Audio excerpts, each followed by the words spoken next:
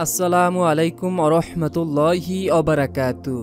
দিনী ইসলাম নলেজ চ্যানেলে আপনাদের স্বাগতম।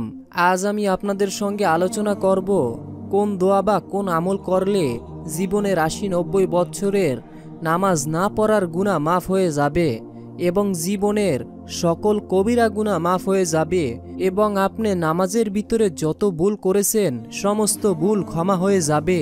এই আমলটি করবেন তো আপনি জিতে যাবেন, আমলটি করবেন তো আপনার ভাগ্য খুলে যাবে, আপনার পরিবার সংসারে আল্লাহ তাআলা রিজিকে বরকত দিবেন, আপনার পেছনের সমস্ত গুনাহ আল্লাহ মাফ করে দিবেন, আপনার সামনের দিনগুলো খুব ভালোভাবে কাটবে, আল্লাহ তাআলা আপনার উপর রহমত বর্ষণ করবেন।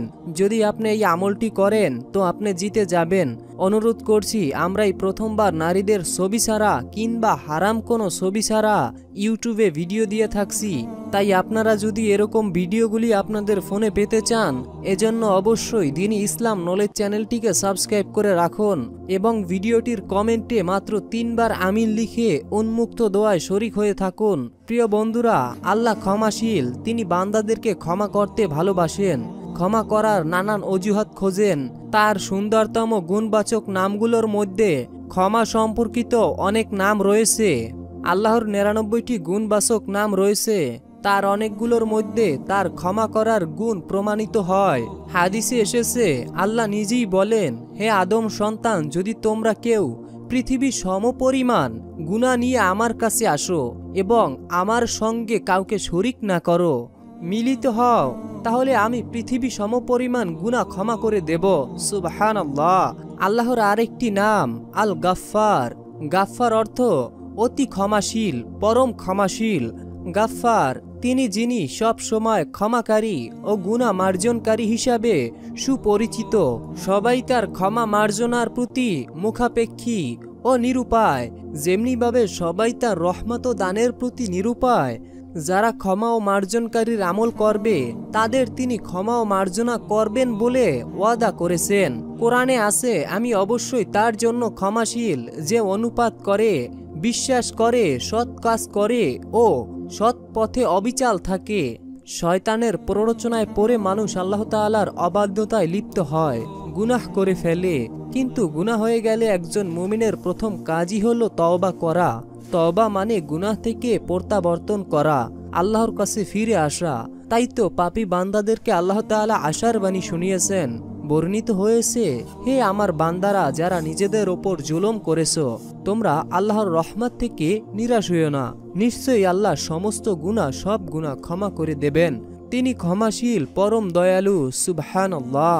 তো প্রিয় দিনী ভাই এবং বোনেরা, এখন আমি আপনাদেরকে দোয়াটি এবং আমলটি বলে দিব। তবে দোয়াটি এবং আমলটি বলার আগে আমি আপনাদেরকে পবিত্র কোরআনুল কারিমের খুবই অলৌকিক ক্ষমতা সম্পন্ন রিজিক বৃদ্ধি লাভের, মনের আশা পূরণের, গায়বী থেকে ধন সম্পদ লাভের অতি মূল্যবান একটি সূরা শোনাতে যাচ্ছি। যে সূরাটি আপনি শুনলে আপনার মনের আশা পূরণ হবে।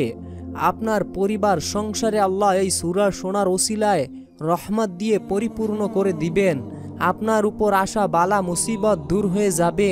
আল্লাহ আপনার উপর রহমত নাজিল করবেন, ফেরেশতা আপনাকে ঘিরে রাখবেন। পবিত্র কোরআন মহান আল্লাহ তাআলার ঐশী বাণী। নিজে এর তেলাওয়াত করা সওয়াবের কাজ, তেমনি তেলাওয়াত শ্রবণ করাও সওয়াবের কাজ। মহানবী সাল্লাল্লাহু আলাইহি ওয়াসাল্লাম কখনো কখনো সাহাবায়ে কেরামদেরকে দিয়ে কোরআন তেলাওয়াত করাতেন এবং গভীর আগ্রহ সহকারে তেলাওয়াত শুনতে পছন্দ করতেন। আব্দুল্লাহ ইবনে মাসউদ রাদিয়াল্লাহু তাআলা আনহু থেকে বর্ণিত, রাসূলুল্লাহ সাল্লাল্লাহু আলাইহি ওয়াসাল্লাম আমাকে বললেন, আমার কাছে কোরআন পাঠ করো। আমি বললাম, আমি আপনার কাছে কোরআন পাঠ করব, অথচ আপনার ওপর কোরআন অবতীর্ণ হয়েছে। তিনি বললেন, আমি অন্যের তেলাওয়াত শুনতে পছন্দ করি। সুবহানাল্লাহ। অর্থাৎ এখানে আমাদের নবীজি সে অন্যের তেলাওয়াত শুনতে পছন্দ করতেন, আর আমি কোরআন তেলাওয়াত শুনতেই চাচ্ছি না। যখন কোরআন তেলাওয়াত করা হয় তখন আল্লাহর রহমত অবতীর্ণ হয়।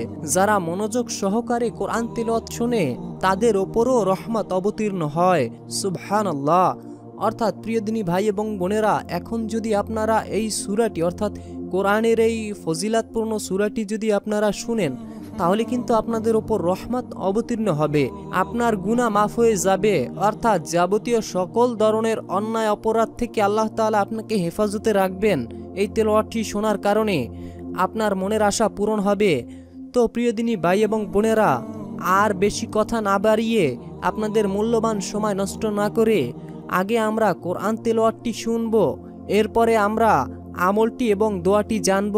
তো চলুন আর দেরি নয়, আগে আমরা সূরাটি শুনে নেয়া। প্রিয় দিনী ভাই এবং বোনেরা, আমি আশা করি আপনারা সকলেই মনোযোগ সহকারে সূরাটি শুনেছেন।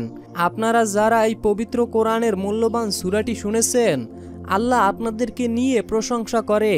যারা কোরআনের মজলিসে অংশগ্রহণ করে, ভক্তি শ্রদ্ধার সঙ্গে কোরআন তেলাওয়াত করে ও শ্রবণ করে, মহান আল্লাহ ফেরেশতাদের মজলিসে তাদের প্রশংসা করে।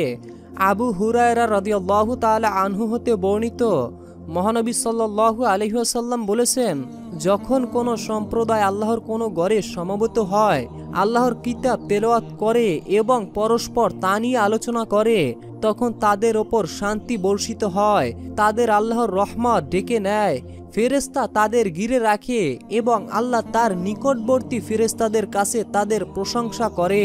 সুবহানাল্লাহ, সুবহানাল্লাহ। তাহলে আপনারা বুঝতেই পেরেছেন যে আপনারা সূরাটি শুনেছেন, আপনাদের ওপর আল্লাহর রহমত অবতীর্ণ হয়েছে। তো এখন আমরা দোয়াটি এবং আমলটি জানব।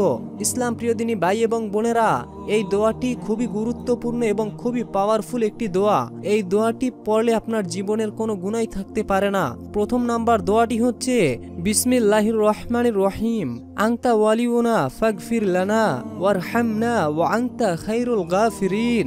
আনতা ওয়ালিউনা ফাগফির লানা ওয়ারহামনা ওয়া আনতা খায়রুল গাফিরিন। অর্থ, আপনি আমাদের অভিভাবক, সুতরাং আমাদের ক্ষমা করে দিন এবং আপনি উত্তম ক্ষমাশীল। সুবহানাল্লাহ। যারা মনে করেন এই দোয়াটিও খুবই বড়, তাদের জন্য আরো একটি ছোট্ট দোয়া রয়েছে। বিসমিল্লাহির রহমানির রহিম, রব্বি ইন্নী জালামতু নাফসি ফাগফিরলি। রব্বি ইন্নী জালামতু নাফসি ফাগফিরলি। অর্থ, হে আমাদের রব, নিশ্চয়ই আমি আমার নফসের প্রতি জুলুম করেছি, সুতরাং আপনি আমাকে ক্ষমা করে দিন। সুবহানাল্লাহ, সুবহানাল্লাহ। তো ইসলাম প্রিয় দিনী ভাই এবং বোনেরা, আমি আশা করি আপনারা সকলেই এই দোয়া দুটো পড়ে আপনার জীবনের সমস্ত গুনাহকে মাফ করিয়ে নেবেন। তো এই ছিল আমাদের আজকের ভিডিওটি যদি আপনাদের কাছে ভালো লেগে থাকে, তাহলে অবশ্যই দ্বীন ইসলাম নলেজ চ্যানেলটিকে সাবস্ক্রাইব করে রাখুন।